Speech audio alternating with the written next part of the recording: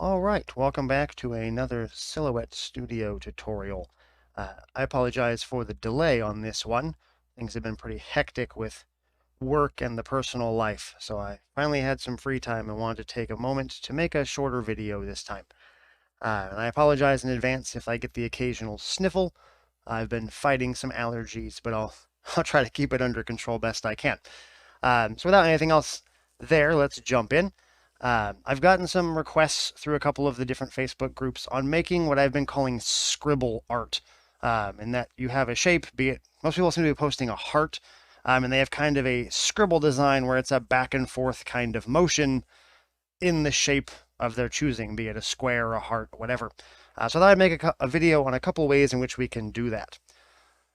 So I'll just do a heart since that seems to be the most commonly requested. There's a few ways you can make a heart, but if you have an upgrade on your Silhouette Studio, you get all the shape selections here, so I just have the benefit of the heart as a pre-made shape. So you can do something to that extent. And now we can do this a few different ways. The first way I'm going to show is using this little icon here on the right side, which you can see as our sketch panel. This is most commonly used from what I've looked into for the actual sketch pens. But if you were doing an image for print and cut or something to that extent, this could potentially be an option as well. Or if you're doing this scribble art style for your sketch pen, then obviously you can use the sketch menu here.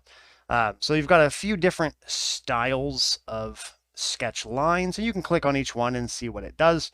But basically you're going to get something to the extent of what is shown in the previews.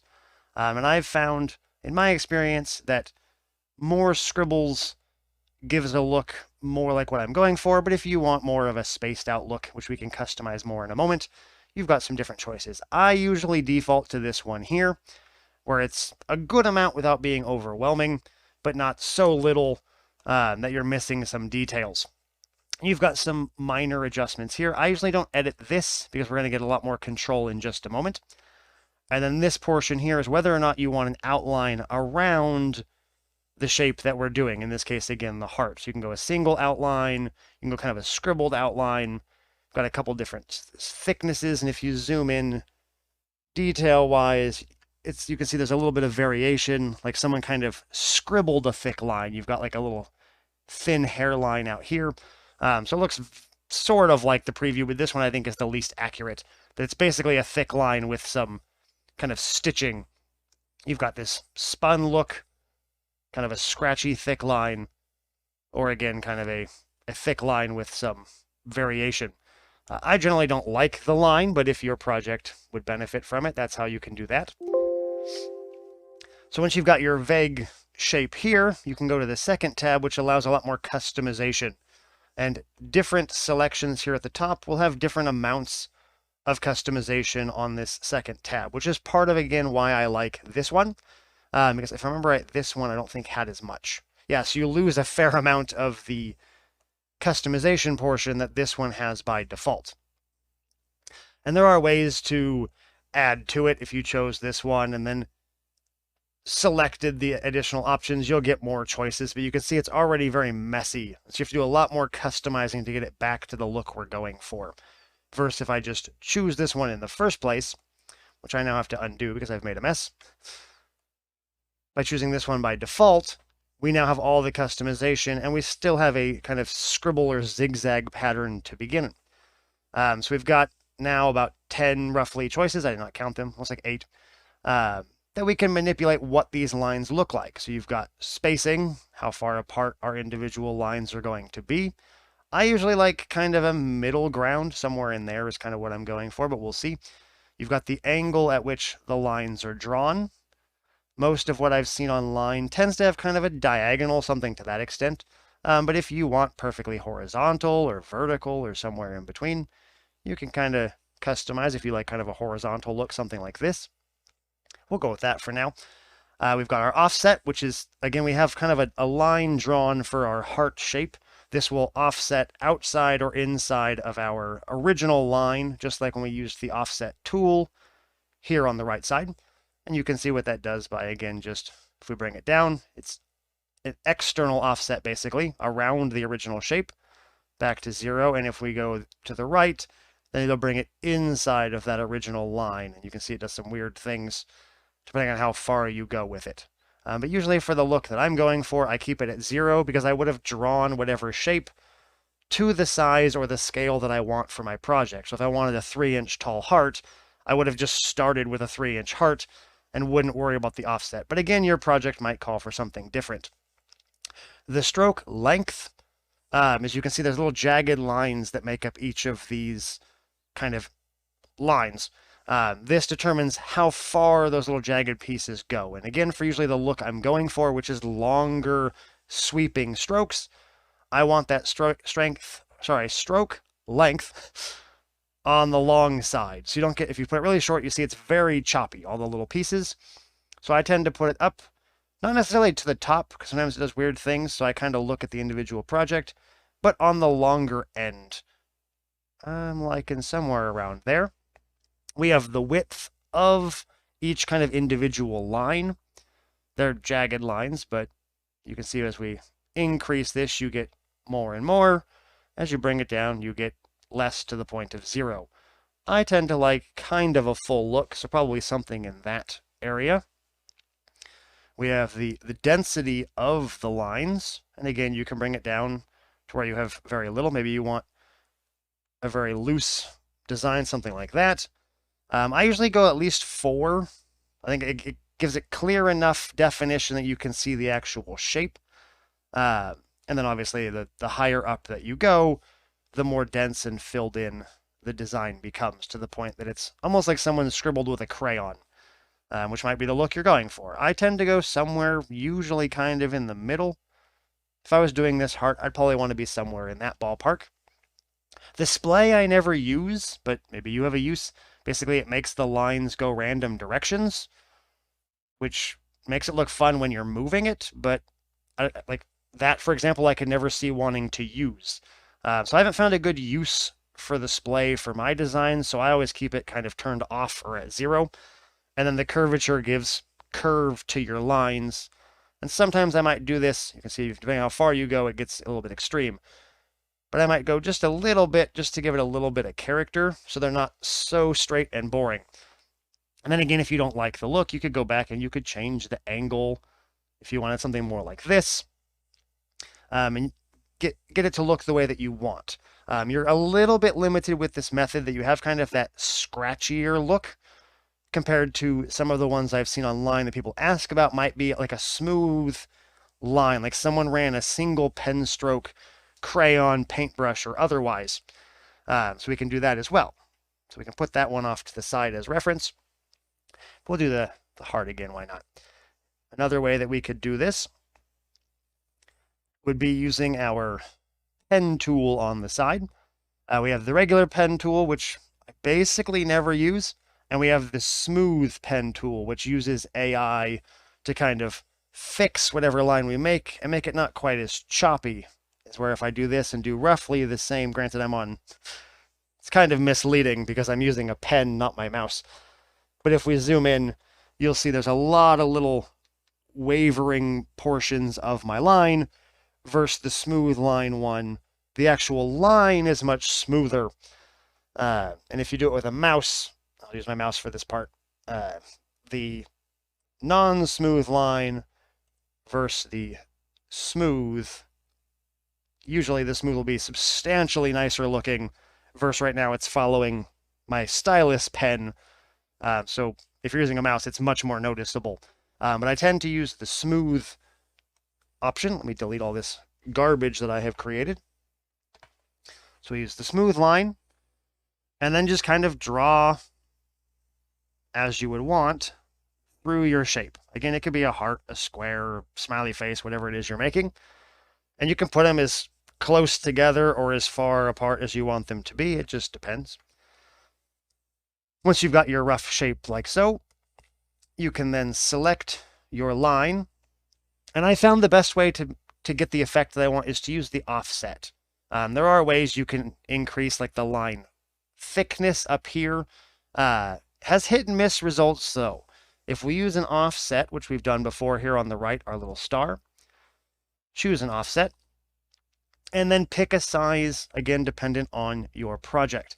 The most important thing, assuming you want it to look the way most of them do online, again, if you don't, that's great, but you want to make sure that there is distance between your passes back and forth, that if we make this number too large, probably 0.2 will be too large, you'll see a lot of this starts to muddy together.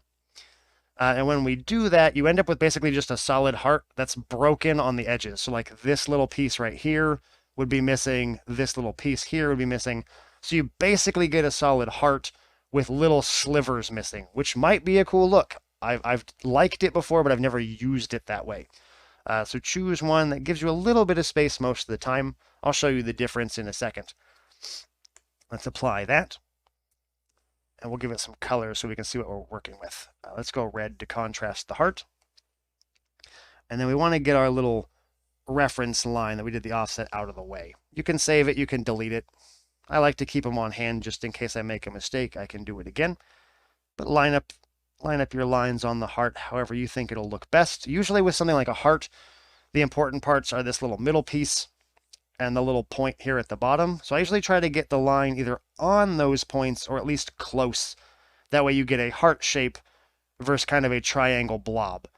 So this way you can see it's crossed that point there and it's crossed the tip at the bottom.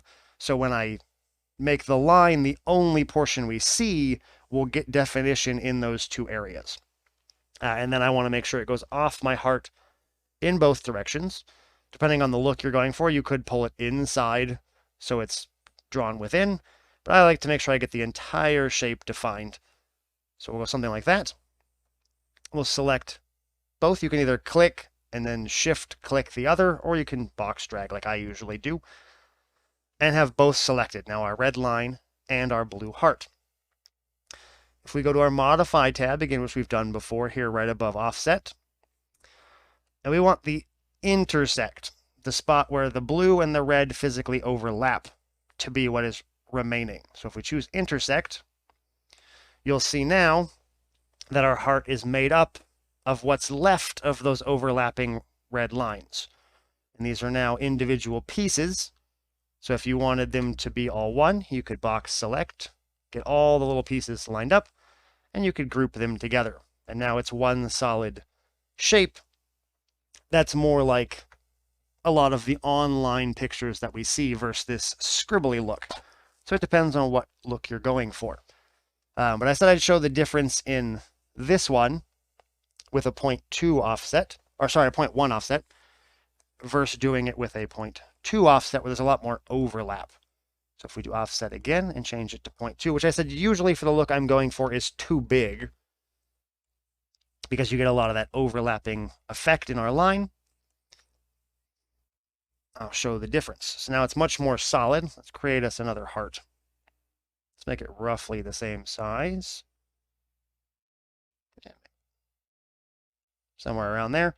So we can compare the two in whichever one you may like better for your project. Let's bring that to the front. And again, we'll give it some color just so it's easier to see what we have. And again, you can line it up wherever you like. If you want more or less of it covered, you can scale your design if you've realized once you have it near the shape that you don't like it as much. Maybe you want bigger, broader lines like this.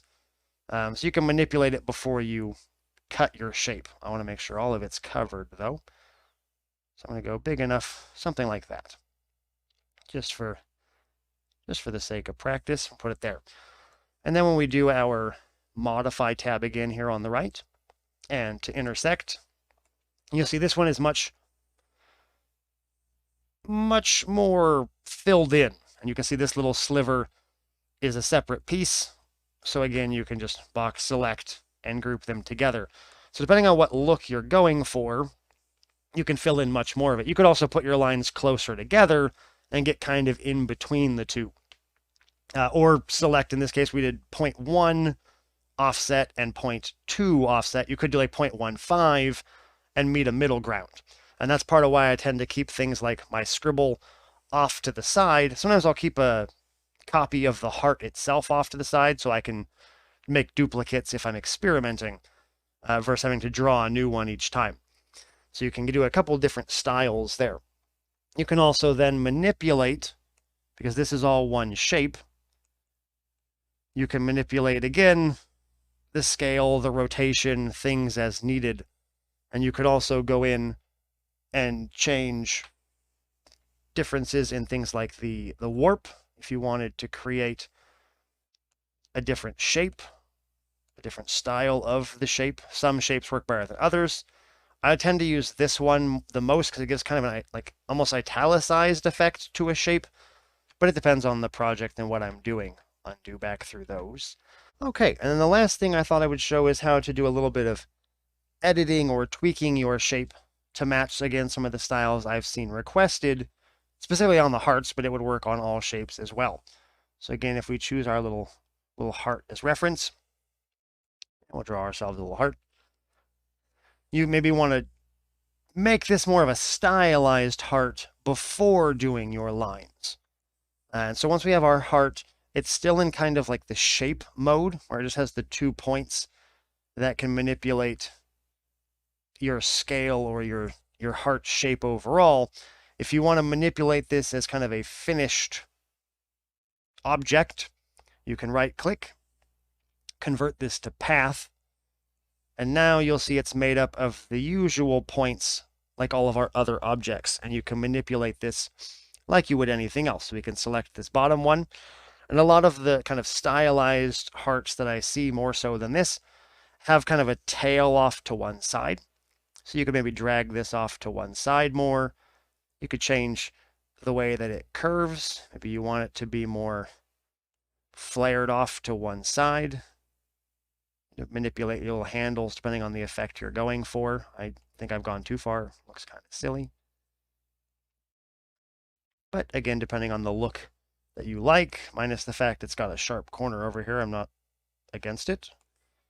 Maybe something like that. I'm not going for perfect. This is just an example. But giving it a little bit of character versus the standard shape. And then you could apply the same method again. Maybe we'll meet in the middle at the 0.15 that I mentioned. So we can bring this to the top. We can give it an offset, just there, offset. And we'll do one in the middle at 0.15. Let's get our little line out of the way. Give this some color. Again, you can still, it's still a separate object, so you can fine tune where you want it to be.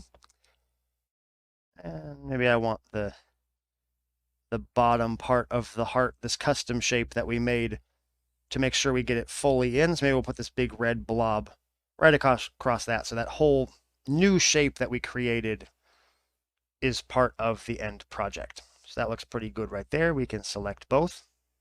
We can go to modify and intersect. And now we've got that shape that we created being defined much more clearly than something like this point that's almost gone. And we can really see the shape that we've made on our own. All right, and with that, I think that brings this topic to an end.